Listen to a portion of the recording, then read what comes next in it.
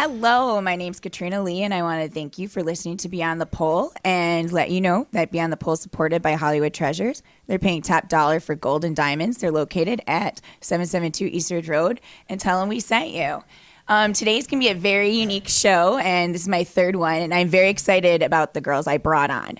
And both of them I always found to be very similar, and I worked with them. You know, we're talking about 14 years, 10 years, one in Rochester and one in Buffalo, and they're both quite characters, and, you know, everyone's going to have some fun. Now, we have Velvet is from Rochester, and Foxy's from Buffalo.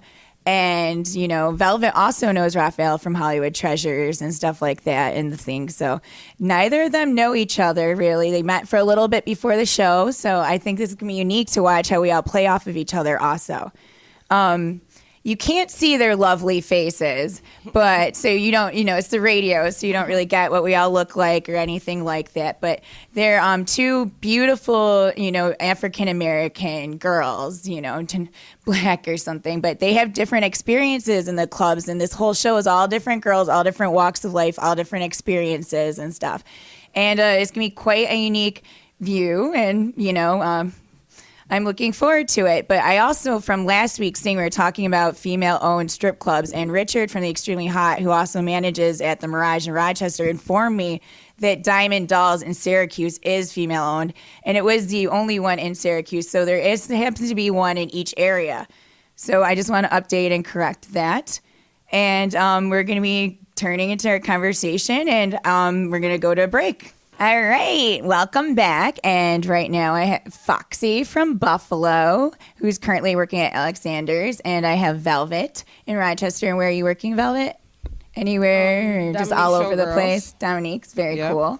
And, you know, we are talking about some different things earlier, and first we're going to start out with some kind of like serious topics, and we'll get in all funny, unique things, because I know you guys have a lot to say, but have you noticed, because we're all veterans, I've been doing this stuff, we were talking about last night, I was at a club, and I'm like, I've been here like 12 years, oh my gosh, that's crazy, and I know you guys been around this scene and stuff like that, and you know, I know back in the day, because I was married to a manager and involved in the club things, that we had a lot of things that I wouldn't be proud to say that they had to follow as rules, but they would only maybe let one black girl at a time up on stage. You had to be partnered with a white girl, only maybe one black girl a shift and stuff like that. And do you feel that you think that changed, like there's more progression, like the clubs aren't as negative, or you have to go to certain clubs or anything?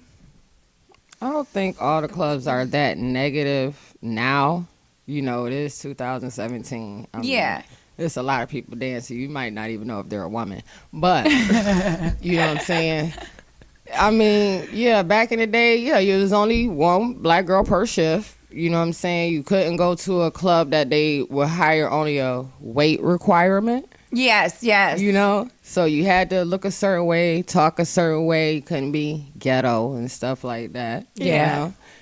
In music, I know both of you have very good taste in music. Yeah, I love country music. Catering. Yeah, I love country music. I mean, throws people for a loop. They're like, what? Yeah, I love it. And I always like country and everything. So yeah, we used to actually go up and do country and stuff. Yeah, so I always had somebody to go up with. You know, I always had somebody to go black, up with. You're dancing to Kid Rock. Yeah, sure. Yeah, and she's always been the same. That's why I'm like, oh, you guys gonna love this. But I did notice a lot of more positives through the years too myself, and you know, it's not quite the level. And I noticed also there's a lot more black girls that are dancing compared to years ago. And I don't know if it was because now the clubs are allowing more girls to work, or maybe music and the rap songs kind of catering towards it made it cool, like a lot of younger girls. It's because you have nobody wants to work.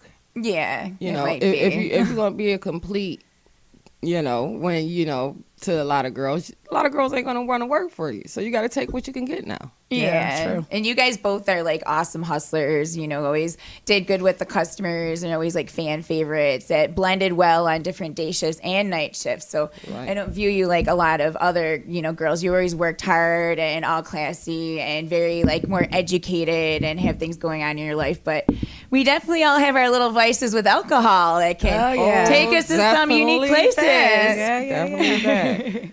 Definitely that. So before we start talking about the story, I have this thing now. I'm going to start adding on a different quote. I'm new to this, so slowly the show is going to keep adjusting and changing. But my quote of the week is, it's all It's All Right Letting Yourself Go as Long as You Can Get Yourself Back by Mick Jagger. And that's also why I played the Stone song. And I thought that was cool because, I encourage people obviously to be sober, but it's really hard in our industry. So I think it's easier to start advocating more control. Like when you see you're getting out of control or different ways to keep yourself out of trouble. It's called know your limit.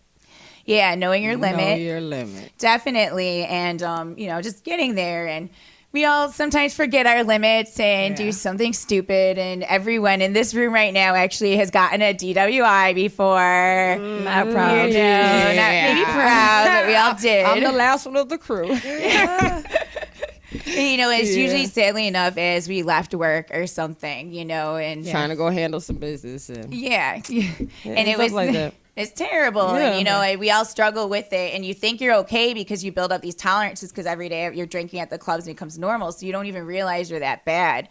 When you got to switch when alcohol we're higher to functioning and lit. Yeah. You usually get pulled over 2 blocks from your house. Yeah. And it's always right near home. That's terrible. And we know they sit there waiting outside of the clubs to get us. And we know better. And then we do the same stupid things, leaving a club when it closes drunk. Right. That doesn't make why sense. I became an avid cab driver.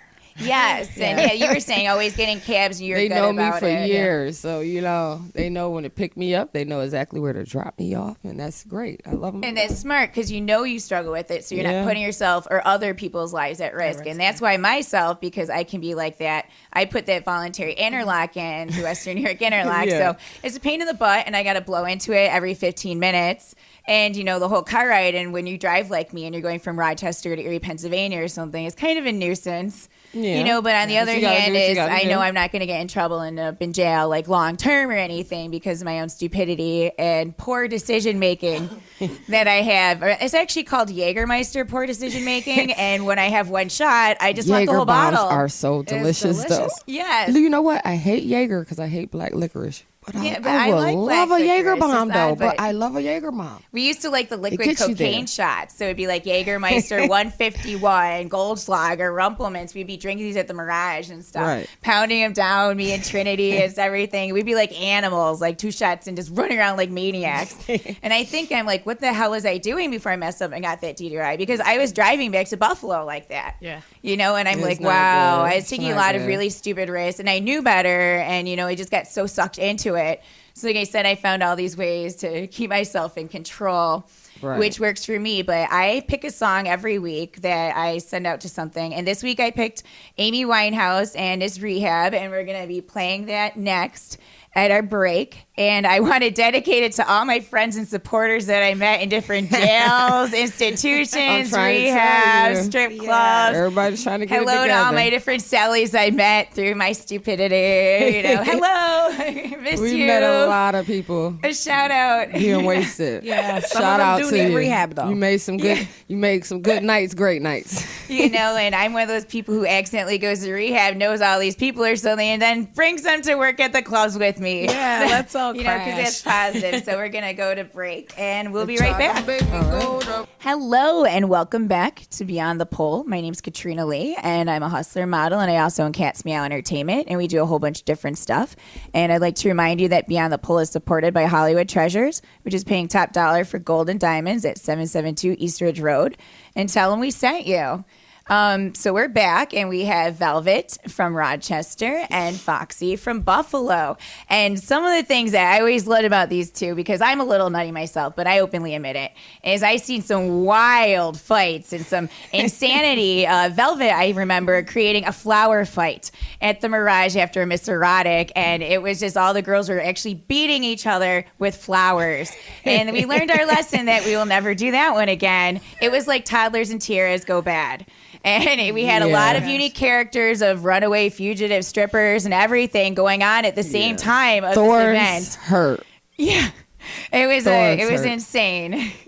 Being whipped really hurt it the next day when you find all the whips on you. Yeah, you never no longer think. drunk. And then, actually ripping the locker off the wall. This was one experience, like savages. Locker totally gone. Waving around, trapping. It was a very small dressing room, so the fights there would just get out of control. And, I'm similar to you. We're older and we're more like low key and stuff, but some of the younger girls would just do some that was ridiculous at the club. I mean, they were too lazy to actually go to the bathroom, so they'd pee in the garbage can, and they'd all do it thinking it was funny, and it would smell like... Yes. Wait. And then the bag would break on the poor bouncer's feet, and pee would be going on them. It still happens. Yeah, I know, that's sad. It's still going on, you know. It still happens.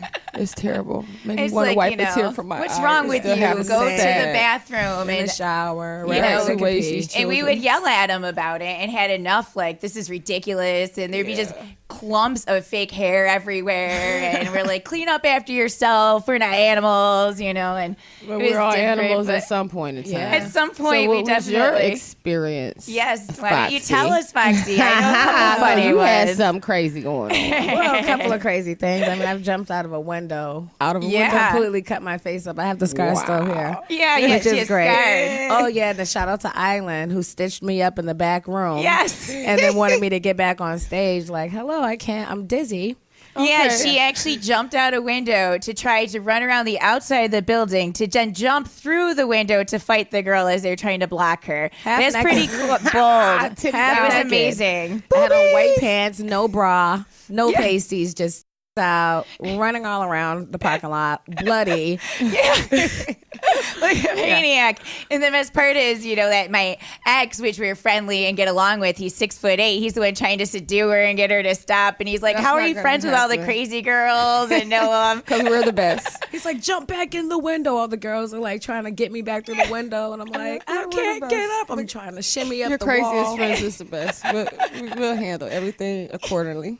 Yes, I love that one. I thought that was one of the most classic ones. And, you know, I see a lot of wild fights. Are there any other ones you can say of or think of through the years? Or you see maybe? I used to like to tase people back in the day, you know. Yeah. I mean, you know, that was my thing, you know. Clack, clack, I'm on time. It's done. Take care of the problem, you know. And I don't like to fight. And we usually issues now, you know, we seem to take care of our own and reason. Now, if we don't like a girl, we can definitely get them out of the club. 2017. Yeah. This is 2017. And I'm not taking no crap from nobody, so I might be slapping a few women this year. Exactly. Or a few men. You know? I seem to think... A few men, too? Yeah, because you know, they I mean, I might slap a few kids, too. I don't know. Just depends Keep on how your dumb babies from strippers. I seem to think that you remember pretty clearly that you threw pennies at a dancer at the Mirage. Yeah. And then caused another chaotic fight. Yeah. But these were all going on while I had a crappy job. But that's only because her friends threw pennies at me. So, you know, back. I don't pick cotton. Yeah. I wear cotton, okay? This is what we're not going to do. All right.